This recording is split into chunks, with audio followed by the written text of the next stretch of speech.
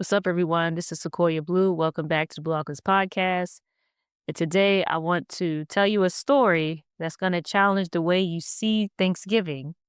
And honestly, the way you see resistance, gratitude, and the tiny acts of courage happening all around you.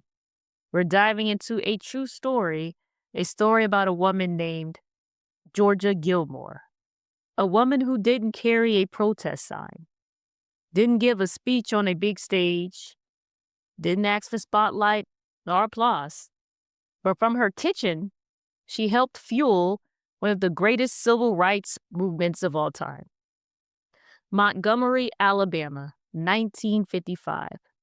Hot, humid, heavy with tension. Rosa Parks had just refused to give up her seat. The city was buzzing. People were angry, scared, hopeful, all at the same time. And a bus boycott was beginning that would change history. Georgia Gilmore wasn't a public figure. She worked as a cook at a cafe. She was a midwife. She was a mother. And she was bold. Georgia once said, "I wasn't scared of white folks. They needed to be scared of me." But Georgia wasn't a marcher. She wasn't built for 12-mile walks in the hot Alabama sun. So she said, "Okay, I can't walk like they walk, but I can feed the ones who do." Georgia gathered a group of Black women who knew how to cook with soul and strategy. She called them the Club from Nowhere. Why the name? So the money couldn't be traced. If asked where the money came from, activists could say, nowhere.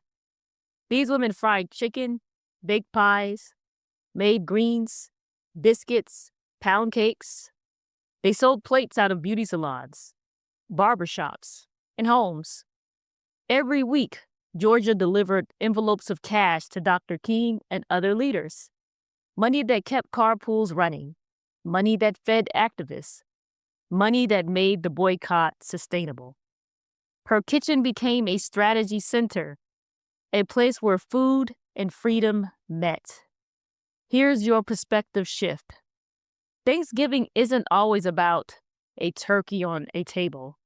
For Black folks, it's about gratitude through struggle. Our people cooked through slavery, Jim Crow, migration, poverty, and pain.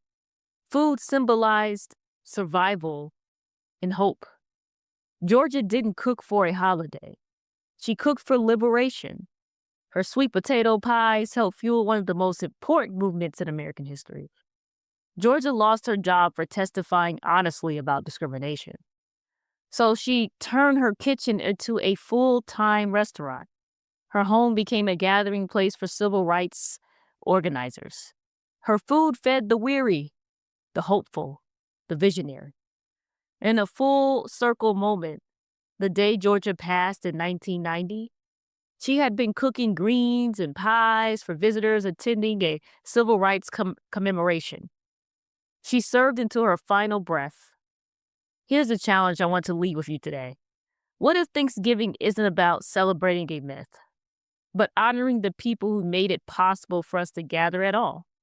What if it's really about the grandmothers, the aunties, the mothers, the quiet men on the grill, the neighbors, the ones who fed us, raised us, held us together, and poured love into pots that kept families alive? Georgia Gilmore represents millions of people who practice resistance through service, through food, through care. Resistance doesn't always roar. Sometimes it simmers, sometimes it bakes, sometimes it fries, and sometimes the revolution tastes like sweet potato pie. As you enter this Thanksgiving, carry this story with you.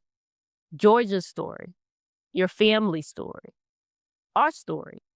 When you sit at the table, ask, who taught you strength? Who fed your spirit? And who held things together when life got heavy? If they're here, thank them. If they're gone, honor them. If you're the one cooking now, baby, you're carrying the torch. You're the legacy in motion. As always, stay curious, Happy Thanksgiving, and thanks for listening. Peace.